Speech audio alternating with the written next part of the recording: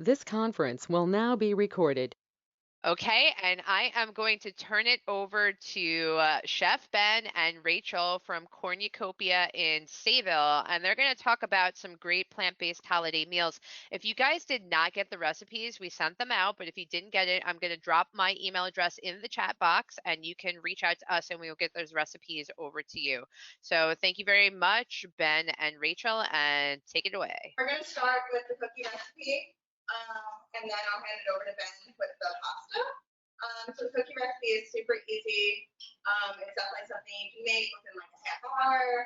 Not a lot of ingredients, not a lot of steps, and definitely crowd pleasing. With any good cookie recipe, you always want to start with creaming the butter and sugar, making sure that your butter or fat source and sugar are creamed properly are going to really create the depth for the cookie. So to start, I'm using coconut oil as our fat source and simple light brown sugar. If you want to stay away from, refined sugars, you can always use like coconut sugar. That's usually pretty safe bet and is less processed than sugar. So we're just going to start with 2/3 cup of light brown sugar and 1/3 cup of coconut oil. If you don't have coconut oil, you could also use like a plant-based butter. We have probably 10 different versions of plant-based vegan butters in the store that work just as well in this recipe. So I'm just going to use a hand mixer. You can also use a KitchenAid. You can whisk it by hand, but to get it creamed properly, using some form of electric mixer is going to be best and most efficient.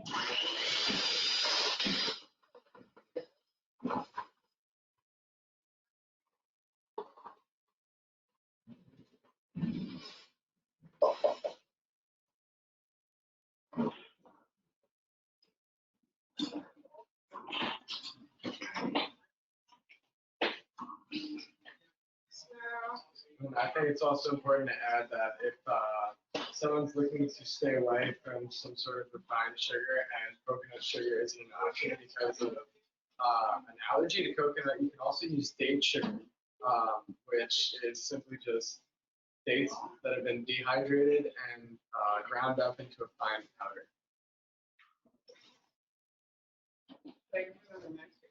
So when you use like sugars like that, does it change like the texture of the cookie between like coconut sugar and date sugar or brown sugar? Can you notice it when you bake it? Yeah.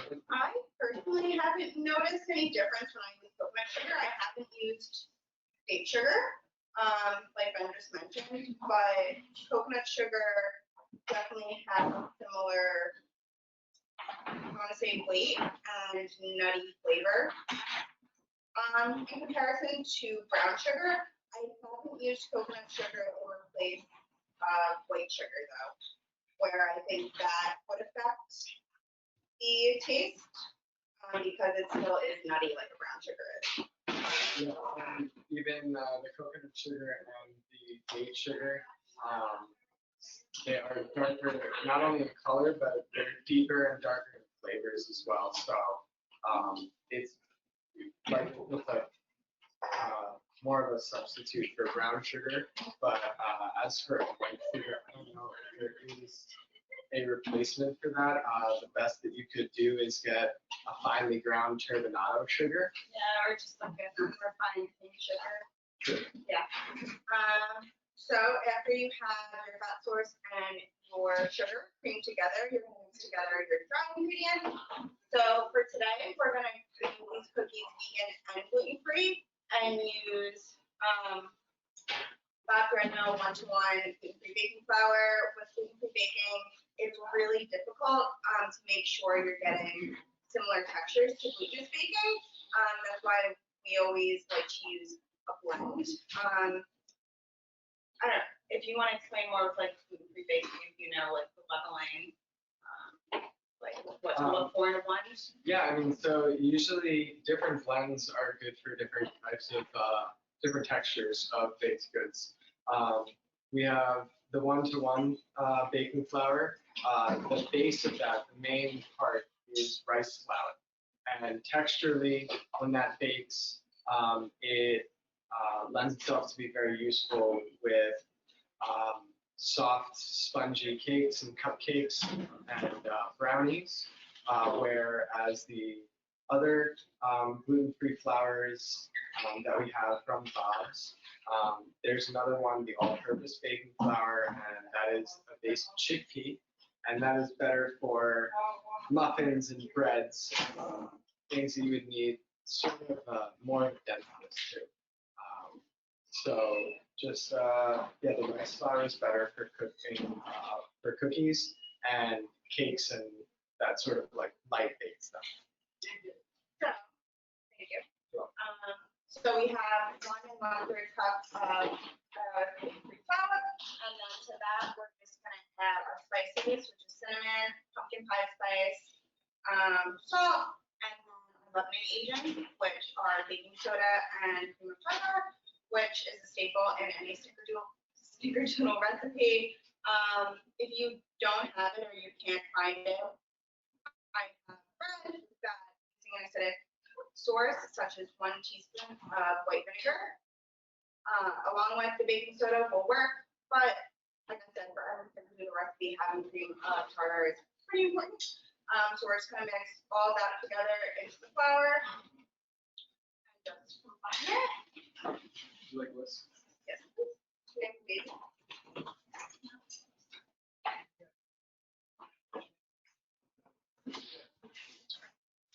So you just want to blend that until it's all uniform in color and everything is evenly distributed. And then we're just going to set it aside for a second.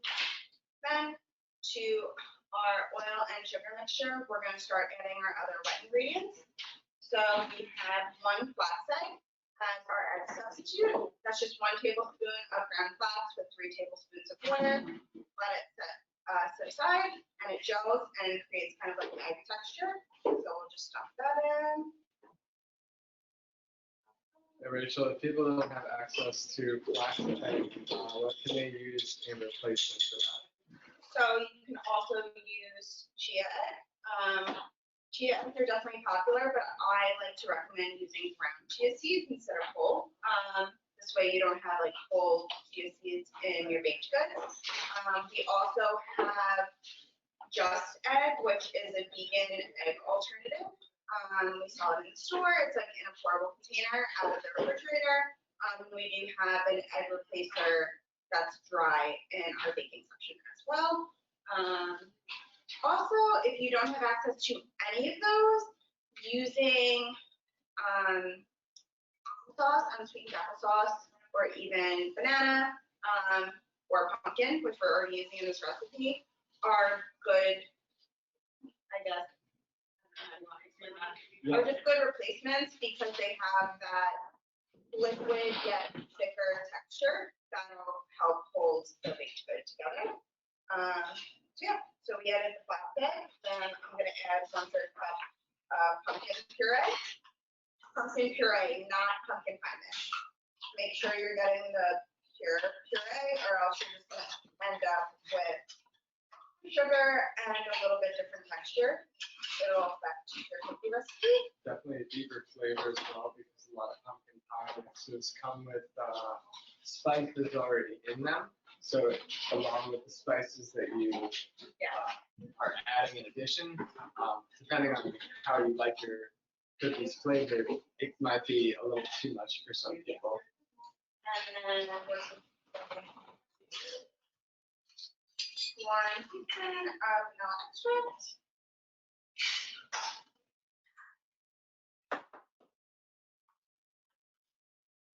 And then you just want to blend all of your wet ingredients together. So those are uniform.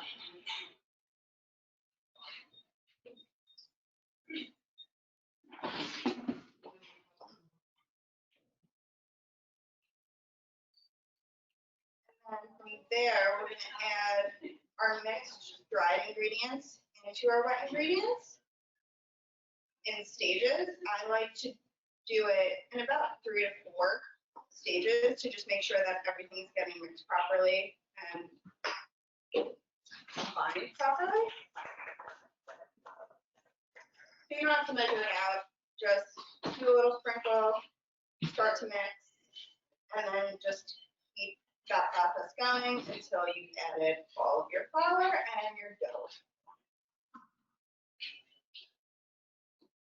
Rachel, do you find that it's important to not overmix this like you would a regular glutinous cookie Well, dough? you have more experience with gluten-free than I do, because if I was using glutinous flour, I would always say don't overmix because that messes with the proteins in the gluten, and it can mess with how it rises and bakes in the oven.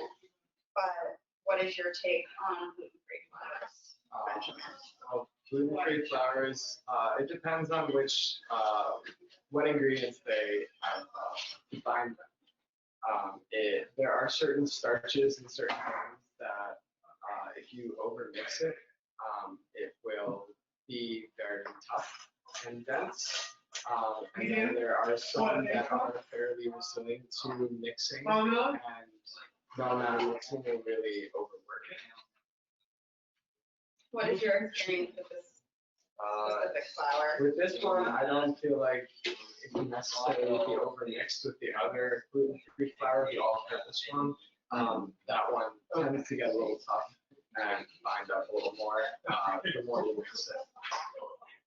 But since this one has the rice flour, which lends itself to that more classic cake and crumbly texture, it tends to hold up just fine.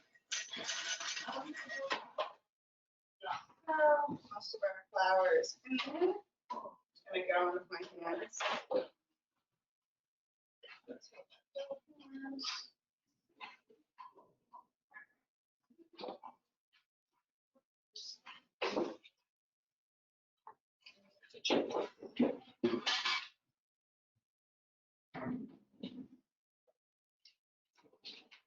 So while you guys are mixing, I have a question. Like vegan cookies usually get a bad rap as being dry. So is that generally because people overmix it too much? Or like what's the secret to a good moist vegan cookie? To be honest, I think it comes down to the fat content and Yeah. the type of fat that you use. A lot of vegan cookies have these recipes where there's no fat, no oil, no vegan butter included in an effort to make it more health conscious. And usually those recipes also have less sugar. And when you're left with just a little bit of like rice flour or chickpea flour and you're leavening and just not the proper proportions with the other ingredients, then your cookies could be a little dry. So I think that it's important to have the right ratio of sugar and butter. Just as Rachel had started out the cookies with a fat and sugar and creaming those together because it helps with that final texture. So I think that that's absolutely a necessary part about making one of those like perfect cookies. Yeah, I think there's definitely also a difference between people making a healthy cookie that is vegan or a recipe like this that is just veganizing a more traditional cookie recipe. And I think, you know, as long as you're using typical baking staples, you know, a good fat source, real sugar, and also quantities like Ben was saying, you're gonna end up with a cookie that's just as good, if not better, than a non-vegan cookie. So everything is all mixed, but I will be honest, this is my first time using the gluten-free flour for this recipe. So the dough is a little loose. If any chance that your cookie dough is ever slightly wet, don't add more flour because that's going to affect the end product. Just chill it for 15 minutes, which is what I'm gonna do. And while the dough chills, I'm gonna let Ben start the pasta. Cool. All right, guys. So the pasta dish that we are going to be making is a roasted butternut squash pasta in a wine reduction with walnuts, sage, some cranberries, and some caramelized garlic and onions. And we're going to start first by roasting our butternut squash. So in a bowl, I have the butternut squash already cubed up. You want to put it in like 1/2-inch cubes. We're just going to put it on a roasting pan. And we'll put some oil on it. You can just drizzle it on. That's about a tablespoon. If you don't want to use any oil, feel free to use a sheet of parchment paper. But make sure that you salt your butternut squash because it'll help draw out some extra moisture and get a nice firm roasted piece in the end rather than a soggy kind of watery piece.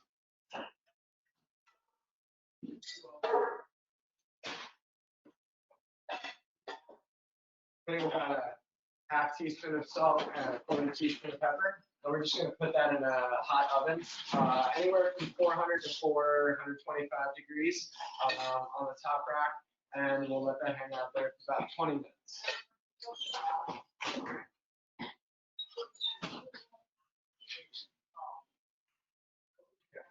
And then while that is going, it's important to get your pasta water hot and ready and properly salted.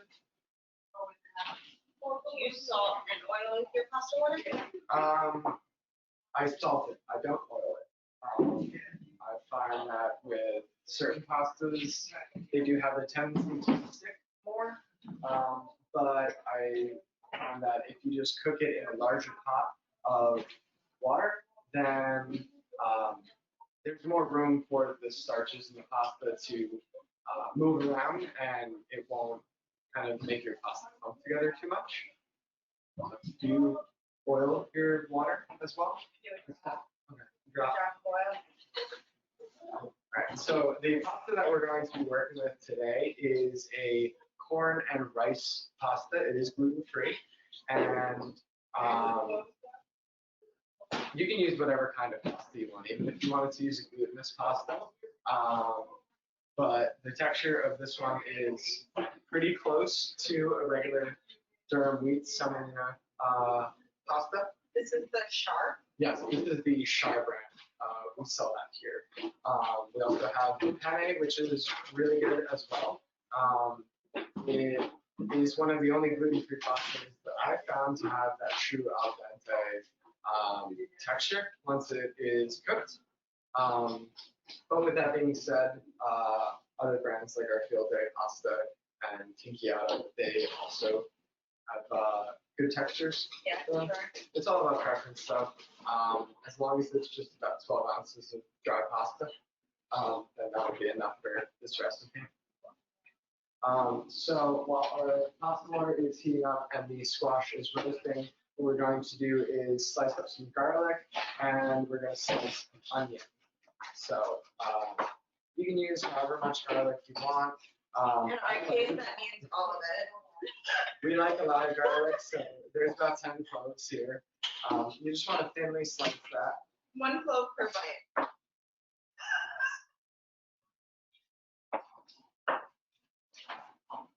So while we have a real chef here, what is your best tip to prevent your eyes from tearing up while you cut the onion? Tell us your secrets. Okay. It is not that much of a secret, but I will share. So the biggest part about cutting onions and having them bleed is that most people will cut the root off of the onion. And I'm gonna actually grab an onion and come close to the camera and show you guys. One sec. Guys, we're getting the real questions answered tonight, all of them. So if you guys have any questions, put them in the chat box. Okay, so it doesn't matter what onion you have. You have the root over here and the top, which is the stem. When you cut the root off, the onion starts to bleed, and the liquid that comes out of the onion is what makes your eyes tear up. And if you just cut off the stem and you cut around the root, then even though the onion will bleed because you are cutting into it, it will not happen as quickly. And then the other important part is to have a very sharp knife. The duller the knife,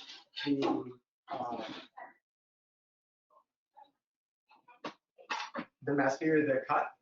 And if you have a nice sharp knife, it won't do as much damage to the actual cell structure of the onion. So you want to cut the stem off and then the root, and then just to the side of the root. So you have one that is just on the side. And that's the biggest tip for preventing yourself from crying when you're cutting an onion. It's really those two things: cutting in the right spot and a nice tip. And then I'm just going to slice my red onion here.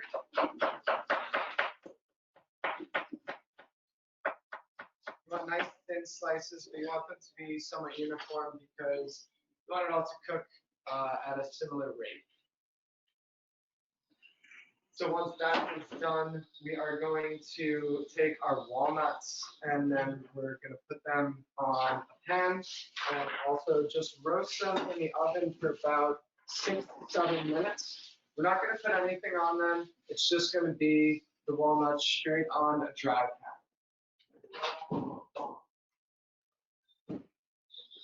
And you can use whatever kind of nuts that you want. We've also made this recipe using pecans or almonds. You could even use cashews, but the combination of the walnuts and the cranberries kind of have more of that classic holiday feel, in my opinion. I don't know if you feel the same way. Yeah, I think walnuts is like my go-to, my favorite dishes. Yeah. And then we're going to take a good amount of sage. It's important to use fresh sage, more fragrant, and it also gives a nice pop of color to the dish. And what I'm doing here is I'm just pinching the leaves off of the larger main stems, and it may look like I have a lot here, but we are making a good-sized bowl of pasta. If you don't want to use as much as we're using here, you can use whatever amount you want.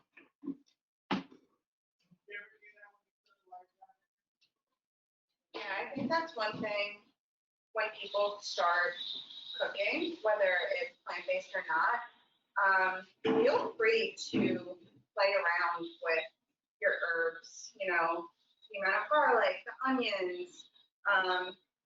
I don't think you ever really need to follow a recipe to a T.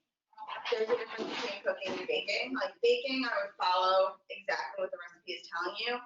But when it comes to making a savory dish, have fun with it. You know, see what your taste buds like. Because I mean, I think even like me and Ben know, like maybe I would use a little bit less sage because it's not my favorite herb, but he loves it, so he's using a lot. I think people get a little too afraid of cooking because they think they need to follow these recipes or else it's not going to come out right. Yeah. And I think I don't know, I think majority of people could like just relax a little bit more, have fun with it, and do, you know, what feels comfortable for you. Yeah, I think that the main guidelines, like it's time and temperature, and it's what you choose your ingredients to be. It's not so much, like you said, the amounts. Yeah. If it tastes good to you and you enjoy making it, that's really all that counts. You know, we'll give you, you know, approximate proportions of what we use because that's what we like, and we hope that other people might like it. But you know, everybody's palate is different, and not everybody is gonna like the same things with that. Not everybody's going to like everything that you cook.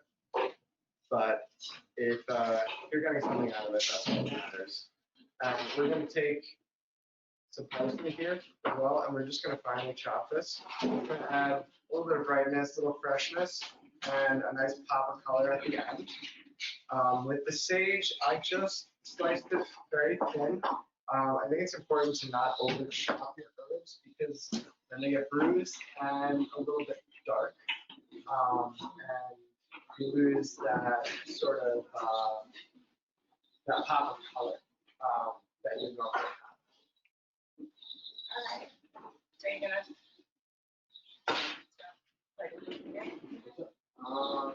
Yeah, this is almost boiling. If you'd like to get the cookie dough, we can roll out the cookies. Alright.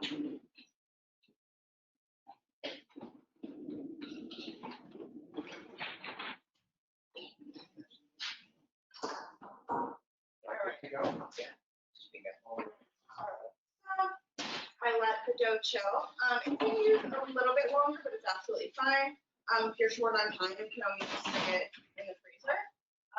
Anywhere between 15 to 30 minutes is, a good time to let it chill. Cool.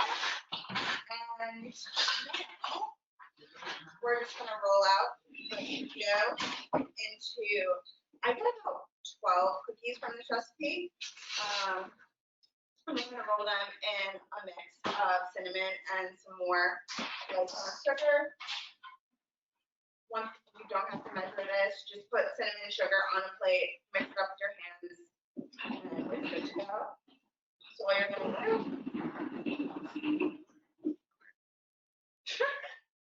you're just gonna make a ball. You're gonna roll it in the cinnamon and sugar mix, and you're just gonna flatten it slightly. Don't press it out to a full cookie, just kind of squish it in between your palms. This way, it's like not totally flattened, but not a ball. It's just gonna help it spread. So we're just gonna pop that right on a pan. Like that? That's lined with parchment paper. I'm a big fan of parchment paper with every type of cooking. Very anti-aluminum foil. It's not good for you, and stuff sticks to it. Parchment paper, whether you're cooking with oil, without oil, I think things just tend to crisp better, and they're long.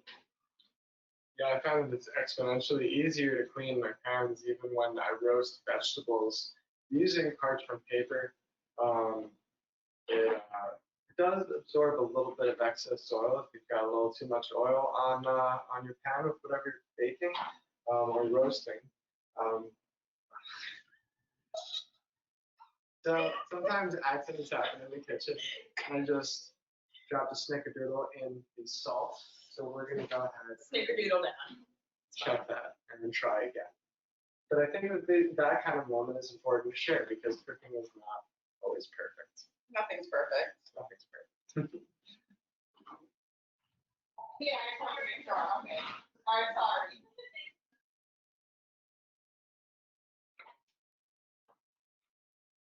Now, how long are these going to bake for, Rachel? So they're going to bake for anywhere, depending on your oven. Every oven's different. I would say between 10 to 15 minutes. The biggest thing I learned with baking cookies when I was younger, pay attention to the smell. If you really can smell your cookie, no matter what type it is, check on it. Especially because it's such a short period of time. Like, you want to be sure you take it out at the right point.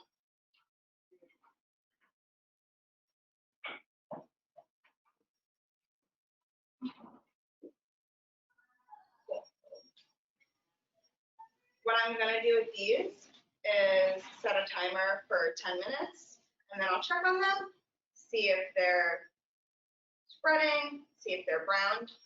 And then from there, I will see if they need more time.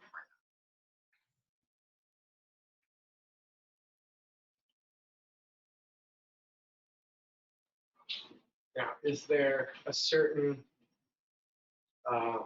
thing that you should look out for when you're trying to decide whether or not the cookies are done, other than the smell, just because these are a little bit darker, whereas with a classic chocolate chip cookie dough, you can see when your edges are starting to get brown, you can see when the cookie, it's looking like it's done. So what would be the best method with these? I think you just have to, I guess, look a little bit harder and just try to pay attention to, the coloring.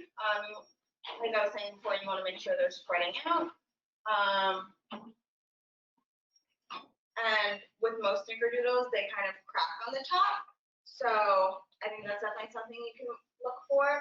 Make sure they've cracked, they have those crinkles, but they're not drying out, because as they cook longer, the cracks will get bigger, and those will show more crispness and more color. So you just want to make sure, those aren't getting too brown, they're not getting too dry. With these, I do like to use the rule of, if you think they need another minute, take them out, because they're going to continue to cool and cook slightly when you take them out of the oven. You'd rather them be a little bit more moist than, leave them in there for. So, when in doubt, take them out early. So, I'm going to stick them into the oven. The oven is preheated to 350 degrees. And we're going to set a timer, like I said, for 10 minutes. I'm going to wash my hands, and then we can get back to the pasta. Benjamin, any more walnut?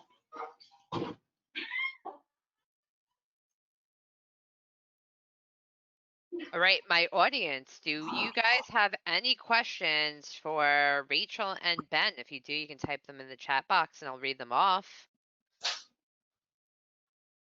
Yeah, anybody have any questions?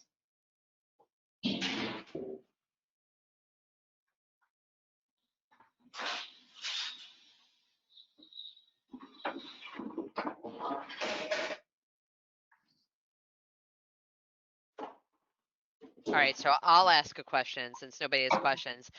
When you make the butternut squash, I've never got it, I don't know, I always buy it and it's already cubed up, but how do you cut it up? How do you take that skin off? Do you peel it with a potato peeler, or how does it work? So you're gonna, you can peel it with a potato peeler, a vegetable peeler. Are you What's that? I usually just chop this off. I like to peel it just because I find that it is, you get the most out of it, and then you get nice clean cuts and clean edges. So you would peel it, and then you would you cut it in half, and then you scoop out the guts and the seeds, and then from there you can slice it and cube it up. But I think that a lot of stores offer the butternut squash. It's already cubed up, and it does take a lot of the labor out.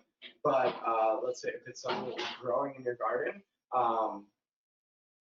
it's definitely. I prefer the fresh whole one that you have to peel. Yeah, I definitely find at least the taste when you buy the whole squash is always better. I find that butternut squash tends to turn rather quickly. So when you buy it pre-packaged, it's already sitting there, starting to turn, and I feel like the flavor isn't always the best. So if you can take the extra time to peel it yourself, I would definitely take the extra step to do that. Yeah. In turn, if you can't find butternut squash, you could probably use another squash for this recipe too. Absolutely. I think you can use acorn squash. That would be good. You can use delicata. And delicata is nice because you don't actually have to take the skin off. Yeah. The skin with Delicata is definitely one of my it's a favorites. very thin and tender skin once everything's cooked. You could even use pumpkin or sweet potatoes. Yeah. Anything that has that nice, sweet, creamy kind of consistency when it's cooked up. If you didn't want to roast it, you definitely you could boil it or steam it. but I think roasting gives it a really nice flavor. It makes it a little heartier. Yes. So I don't want to hold up. So the butternut squash is about halfway done. The walnuts just really done. Our pasta water is ready, so we're going to throw our pasta in.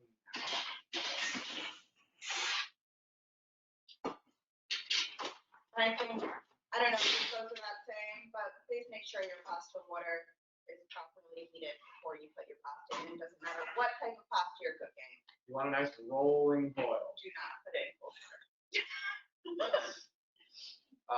You won't get the right texture. Well, yeah, and even if it's somewhat below boiling, it'll just take longer for it to cook because when you put your pasta in,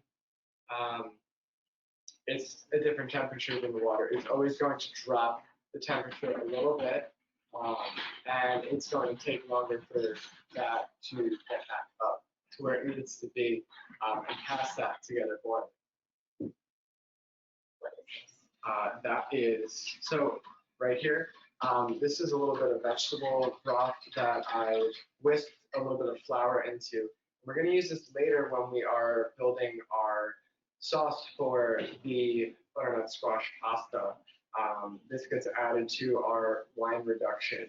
If you didn't want to use any kind of flour to thicken this, you could just use the plain vegetable broth that we've got here and still follow the same steps with reducing it. The reason that I choose to put a little bit of flour in there is because it helps thicken it slightly, and it gives more of just a nice velvety coating to the whole dish. Makes all the flavors stick there a lot better than if it was just the plain vegetable broth. Did you use the one-to-one flour? No, actually for this I used the chickpea flour, the Bob's all-purpose flour, which is a chickpea flour base. And in my opinion, it's worked very well for thickening sauces and gravies. This is nowhere near a gravy, but it does work well for that. So that is another idea for the holidays. If you're looking to make gravy and get a nice thick consistency to it, you can utilize some chickpea flour. It has a nice texture when it is cooked, and it just thickens. It doesn't solidify fully like how a cornstarch might.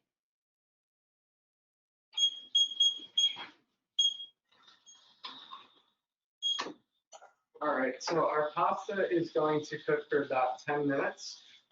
That's just what it says on the box, and it's pretty true to what it says in the box. Every gluten-free pasta is a little bit different with the cooking times, rather. Some gluten-free pastas, they could take up to 15 minutes for the pasta to cook. I've seen some gluten-free pastas that have taken as little as 7 to 8 minutes. But the Char brand, what we're using today, is pretty true to that 10-minute cook time. Let's take our walnuts out. So when you are roasting the nuts, even though it only takes a few minutes, it only takes a few minutes for them to over roast and burn. I think it's another thing similar to the cookies, like use your nose, pay attention. Once you get that little fragrant aroma of the nut, you want to make sure you take them out because they're also going to be on the hot pan for a little bit longer, so you just don't want them to burn. Yeah, and they can turn very quickly. Yeah, and these stainless steel roasting pans that we use, they retain their heat for a while. So any residual heat that is there will continue the cooking process at least for 2 to 3 minutes after it comes out of the oven. And usually, going off what Rachel said with use your nose and make sure that you pay attention to what they smell like, If you tend to smell them, you're like, hey, it smells like nuts. They probably are. So we're just going to cool those down in a bowl, and then we're going to give them a rough chop. If you want to leave them whole, if you make this recipe at home, feel free to leave them whole if you like more texture. I think that it tosses better and it fits better with the whole dish if you chop it a little bit.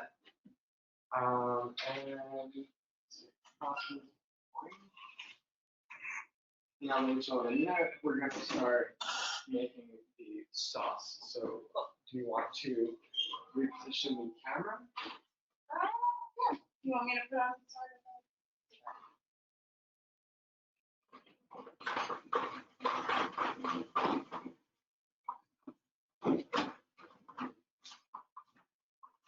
All right, we're gonna go for a ride. I don't know if you want to point on the squash. So the squash here is almost done. You can see that we're starting to get a little bit of caramelization around the edges. The edges are always going to be the hot spots of the pan. And I just gave that a little shake to stir it up, flip them a little bit. And we're going to put that back in probably another 10 minutes or so, and they are going to be perfectly roasted and ready for our pasta.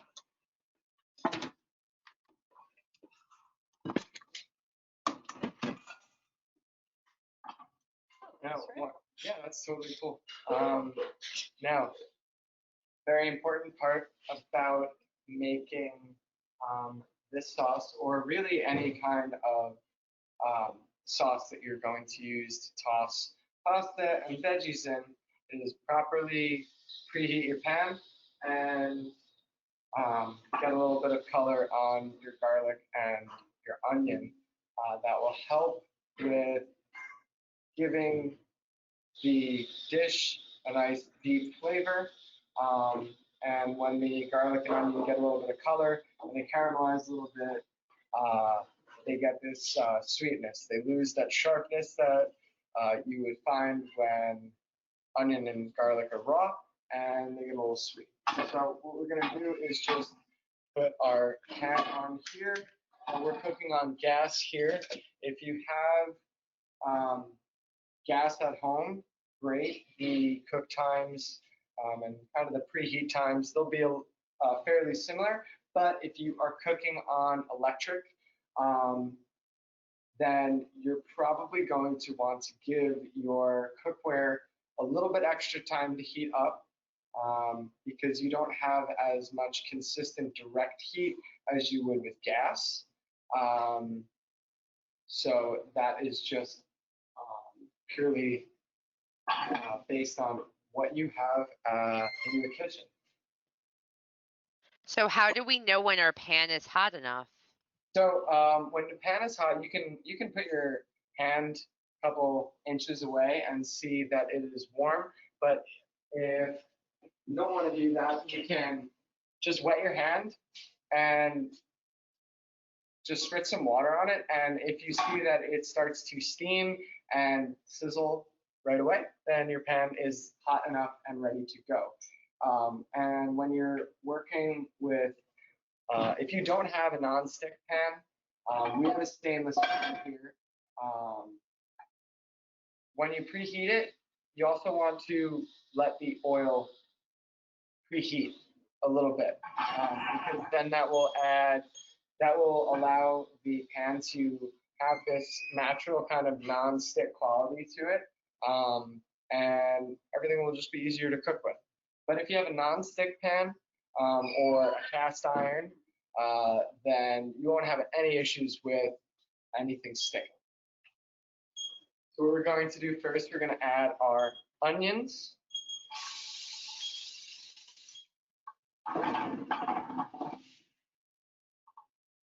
And you'll also know that your pan is hot enough when you throw your onion or any vegetable in and you get a nice sizzle on it.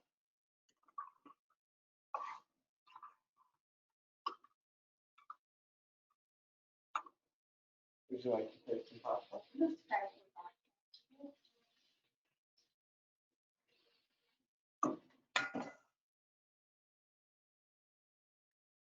think we can pull it in a minute. Would you be so kind to grab the strainer? Alright. After our onions are going in the pan for a minute, then we're going to add our garlic.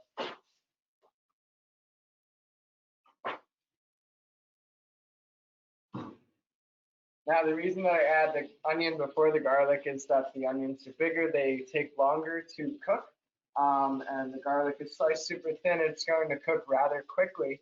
And if I did it the other way around, yeah, the dish would turn out fine, but I might get some burnt garlic, and roasted is good, but burnt is not so good.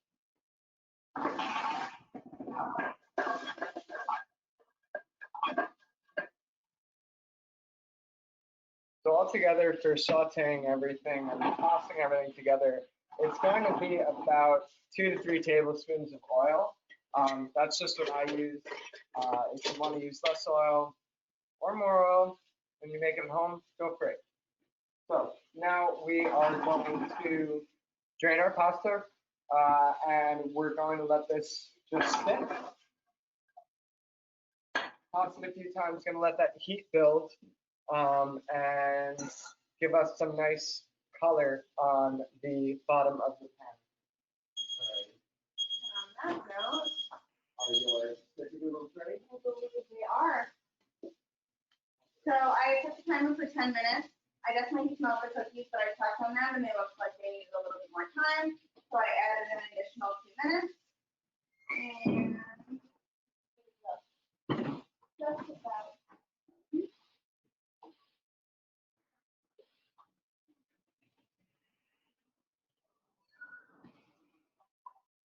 So here's the cookies. You want to make sure they're definitely a little bit firm to the touch. Like I said, you'd rather be slightly underdone than overdone. And always make sure you have a cooling rack ready to take your cookies off, because similar to walnuts, where things cook on the pan for an additional few minutes, if you leave cookies on the hot side for too long without cooling them, that's how you get them hot. So no one likes their cookies to be burnt on the bottom, so make sure you have your cooling rack ready to go.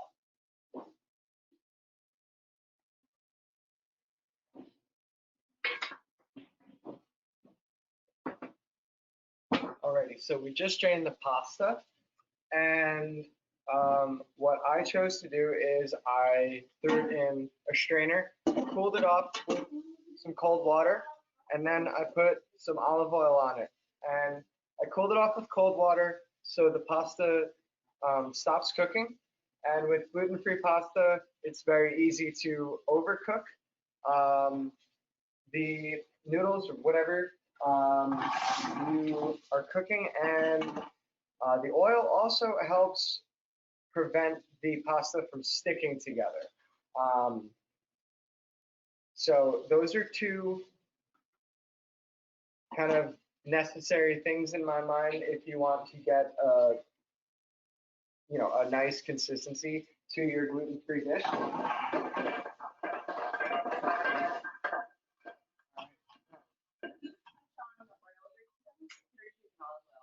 Yes, I'm using olive oil. I mean, my go-to is always olive oil, but you do want to watch. I feel like people have different oils in their kitchen. Another really good oil, both health-wise and good for high heat, is avocado oil. Yeah, even refined coconut oil or refined sesame oil. I know that refined avocado oil has a smoke point at about 450 degrees. Yep. So you can get it really hot. It's good for roasting and frying. Broiling. Yeah. But I will say it's probably olive oil. Yeah, that's probably my staple as well. Across the board. But with the olive oil, it's important to note that when you're sauteing, you want to use something that's a little bit of a lighter kind of olive oil. Same goes for roasting. And like extra virgin olive oil is just sensitive to heat. So if you're doing really high heat cooking with that, it will burn. And it does change the flavor of the dish.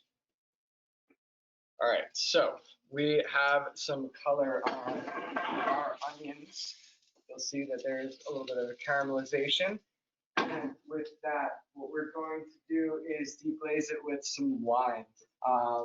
We chose to do red wine. That's what we had available today. You could do white wine. You could leave out the wine and put a little bit of vinegar in it if you'd like. Some balsamic vinegar works. Some regular white vinegar, white wine vinegar would be fine. But We have some organic, vegan-friendly wine. yes, it's a red blend. So we're gonna put that in. And Something I will say, not all wine are vegan. that is Not true. all alcohol is vegan. It comes down to what, like refining process. Yeah, it comes to the filtering process. Filtering, Some there we of the filters, Are as, made from animal parts. yes, So if that is something that you want to include and you care about keeping it entirely vegan, you know, try to look on the company's website and see if they're certified vegan or not.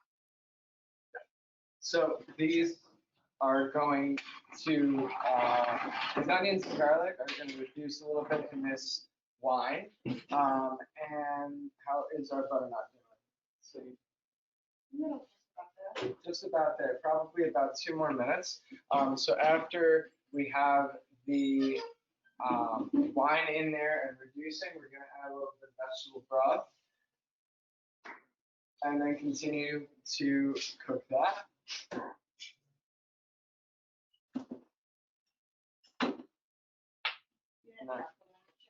I did not chop long. So this is just going to cook away, and it's probably going to take another 2 to 3 minutes to reduce before we add all of our other ingredients. This should be done and ready to toss as soon as the butternut squash is finished in the oven. And everything comes together based on how you start the process. So it's all about the timing, just to ensure that everything comes out of the oven, off the stove, and into a bowl at the same time. Yeah, that's good.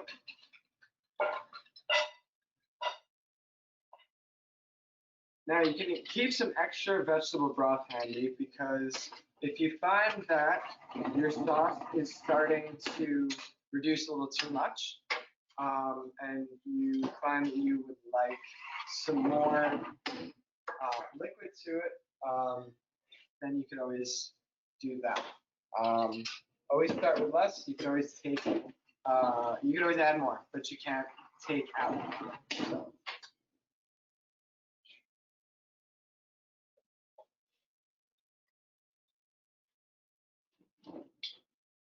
Alrighty, so to this, I'm going to add the cranberries.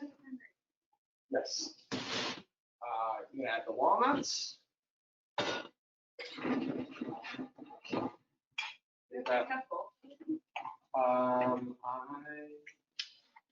I'm just going to toss it here.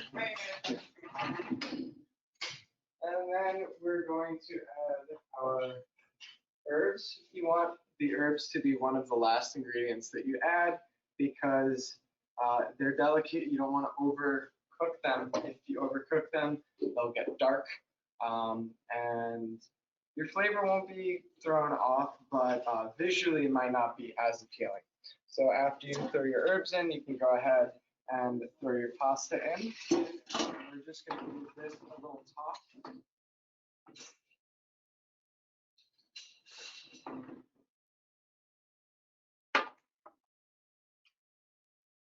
And then, sure, as you're tossing, at this point, feel free to add your salt and pepper. Again, this is just totally your preference. If you don't want to add any salt, you don't need to.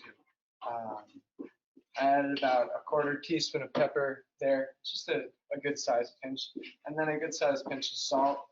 maybe just another half teaspoon altogether. But at the end, when we try it, we can go from there, see if we need anything else. All right, is that squash all done? Should we let's show the camera the nice roastiness of the squash.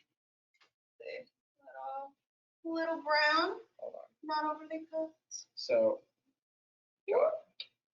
pieces that are nice and roasty on one side We're just gonna toss and that tender all the way through. straight in. Yep, we're gonna put that right in, and at this point, we're even just gonna turn off the heat. Everything is calm, and just give that a little toss.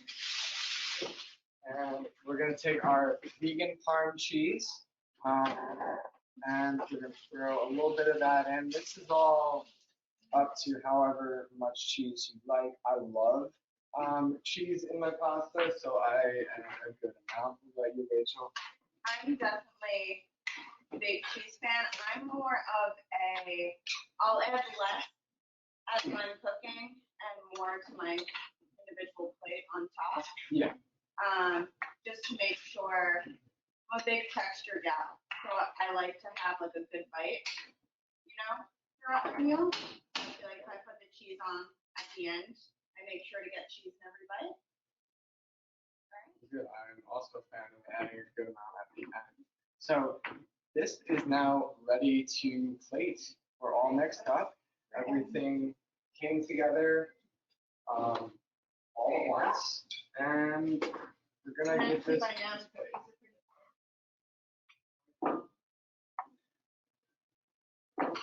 How is everybody doing? Does anybody have any questions as we're plating these up?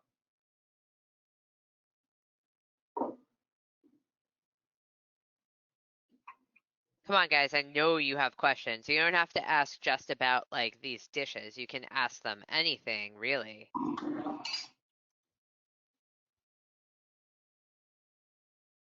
We even give life advice. All right, I'll give a little pick the cookies, nice and finished, nice and fluffy. All right, here is the pasta topped with some parm, garnished with some fresh herbs. I'm actually going to bring it more into the light. You can get a better view of that. Eat my cookie. I will gladly.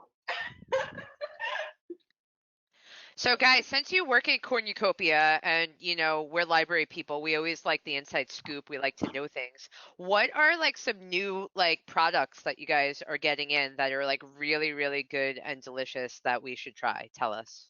Oh. I mean, we get a lot of new products. We get new products throughout the month. I guess Ben's not really part of the whole new product game. I don't know. Do you mean like vegan products or just like products in general? We just like food. We like to know like what's good. So you can tell us like your favorite like thing that you got going on at Cornucopia, a thing that we must eat. No pressure. Honestly, I'm a huge fan of the Kite Hill raviolis and tortellinis. We've had them for a while, but a lot of people still don't know about it. And they are plant-based raviolis and tortellinis that come ready, like fresh pasta, and you can spoil them in like 2-3 minutes. Yeah. Yeah, and they're fantastic. That's a definite go-to. Or if you're trying to just do a quick meal and you don't have a lot of time, but you still want something nutritious. I'm a cliche vegan and I love my meat substitutes. And we just put out a vegan chicken alternative. And it's nice because it's not like a chicken nugget or whatever. It's like just meant to replace like general like chicken breast chunks like in a recipe. It's gluten-free too, which is pretty convenient. the taste and texture is pretty spot on, and it's really easy to just, it's technically pre-cooked, so all you need to do is throw it in a pan, season it however you want, and it's just, you know, a nice thing to have on hand that can really like make a vegan meal more satiating. Aside from that, we're getting a lot more sweets lately. We have some new vegan cheesecakes in our freezer that are coconut and date based, so the ingredients are really healthy, but they come in really good flavors like chocolate peanut butter and tiramisu. We're going to be getting in new pies and muffins for the holidays, so I guess be on the lookout for those. You know, just trying to expand our sweets options lately is definitely something we're working on. Anything else? I don't know if there's anything specific, but every month we do have at least one end cap in the store that is specifically dedicated to new items. So you can look out for the bags in the middle of the store that'll always have new items for the month. And then throughout the month, I do post on our social media new items. Like I just did a maple syrup today. We got like special organic maple syrup. We have ones that are infused with vanilla and cinnamon, and one that's barrel aged. So that's pretty, you know, different. Also, not to mention that there's new dishes coming out of the deli. Yes. Oh, our catering, our new, we made the Lentil Loaf. Yes, we made a new kind of vegan, gluten-free roast option for Thanksgiving and for the holidays in general. It'll also be available in the Christmas catering. And it is a lentil loaf with brown rice and mushrooms and a bunch of other cooked veggies. And that's baked and sliced up and served with our vegan house-made gravy. So it's got a lot of the nice savory spices. It's got a sage, thyme, rosemary, marjoram, and then yeah, it is just, it's very reminiscent of the holidays. So that's the previous years we had another vegan roast, but it was seitan based, which is gluten. So this year we decided to go the vegan gluten-free route to make sure it's like all allergy friendly. Absolutely, because although the previous roast that we had did appeal to many, I think that we were missing out on getting that option to those with more dietary restrictions. So it's nice to be able to offer something that is both yummy and you know, just available to everybody across the board. Did we try that? We didn't try the pasta. We did not try the pasta. We're going to do that. All right, guys, while they're getting ready to try the pasta, if there's any more questions, you can totally type them in the chat box. No worries if there's not, though. You can try to make these dishes on your own, and if you make the cookies, you can bring them to me at the library, and I will tell you how you did. I need a little bit of everything in my body. That's how I work. Cheers.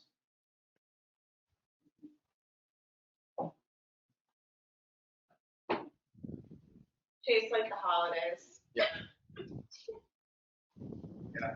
The nice part about this is you have a lot of different flavors bouncing off of each other. You have a little bit of acidity from the wine. It's a drier kind of wine that we use. That pairs nicely with the cranberries. The sweetness from the cranberries and that sweetness from the butternut squash. And just in general, what I really liked about this recipe going into the holidays is, as someone who has been to so many family gatherings, that I like to bring food that I can share. This way I'm not just like sitting eating my own plate. Everyone loves pasta. Pasta is super approachable. So you know, I think it's an easy dish to get your relatives or friends who might oppose your thought to go plant-based, to get to try your food and be more open to enjoying the food. It's definitely a very, you know, just crowd-friendly, yeah, approachable dish. For sure. Because there's nothing in here that is trying to be something that it isn't. It's a very straight up whole food kind of meal. We're not trying to hide any sort of meat replacements in there. Yes, we added the vegan parm cheese, but I think that even nowadays we're seeing a lot of people who aren't vegan that are eating dairy free. That maybe they will still choose to eat eggs and meat, but they have to be dairy free because of either an allergy, lactose intolerance, just personal preference. So that's really the only like alternative that we have added to this dish. Everything else is pretty straight up. So I think that that's also an important part about it, bringing a dish that is suitable for everybody. And if you have those people that may be more closed off to some of the plant-based dishes, when they say that there's nothing hidden in there, oftentimes they'll be a little bit more adventurous. I mean, I think also another route I've taken with a lot of gatherings that I've went to is just making like amped up veggies. You know, I think when people think of vegan food, yeah, obviously they think of veggies, but they, for some reason, I feel like the public's mind just goes to bland salad. Like that's, you know, what vegans eat. But then you serve up, you know, a really nice plate of roasted roots or Brussels sprouts in a nice balsamic glaze. And all of a sudden they love vegan food. So, you know, I think it's just making food that people recognize. And it's not about catering to them and not you, but taking that approach of making something that, you know, you can share with them. And I think that's like what the holidays should be about, is, you know, enjoying time together and using food as a vehicle for it. Absolutely. So that's my take. All right, guys. Well, thank you so much. Thank you, everyone, for coming tonight. So if you guys have never been to Cornucopia, definitely go down and check them out. They're at 35 North Main Street in Sayville. It's in like the little shopping center where there's like Carvel and like a pizza place, and like Texas Taco is right in there. And if you see Ben and Rachel in there, give them a high five. Be like, yo, I came to your library program, and I bet they would be like super happy, right? You guys would be super happy. I'm gonna do it. I'm gonna go in there and I'm gonna give you guys high fives. So we're gonna say, does anybody have any questions before we go? No? Okay, well, thank you everybody so much for coming, and thank you so much, Rachel and Ben. Have a good night, everybody. Thank you.